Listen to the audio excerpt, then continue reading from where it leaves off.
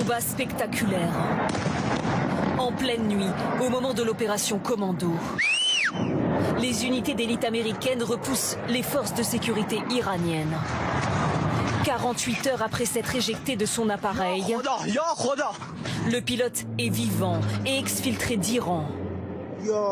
Nous l'avons.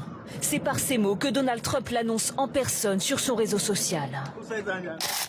Très vite, les Iraniens diffusent ces images à la télévision.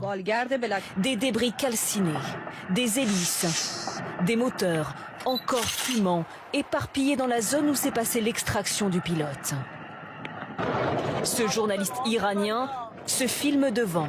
Il explique que ce sont les carcasses de plusieurs appareils américains détruits par l'armée iranienne pendant cette opération de sauvetage. Des investigations menées par des experts ont déterminé que 2 avions de transport militaire C-130 et 2 hélicoptères Black Hawk de l'armée américaine ont été détruits.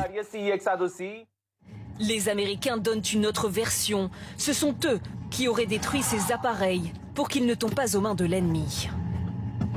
Une opération hors norme qui a mobilisé des centaines d'hommes et plusieurs avions qui se seraient temporairement posés en territoire iranien sur 7 pistes d'atterrissage abandonnées. Situées au sud-ouest de l'Iran, c'est dans cette province montagneuse que le pilote a été secouru.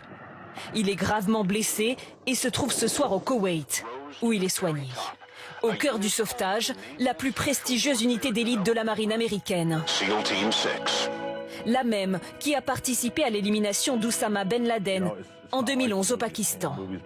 Une exfiltration qui aurait pu avoir un coût humain élevé pour l'armée américaine, mais qui a visiblement réussi. Le problème, c'était pas le coût. Là, c'était vraiment...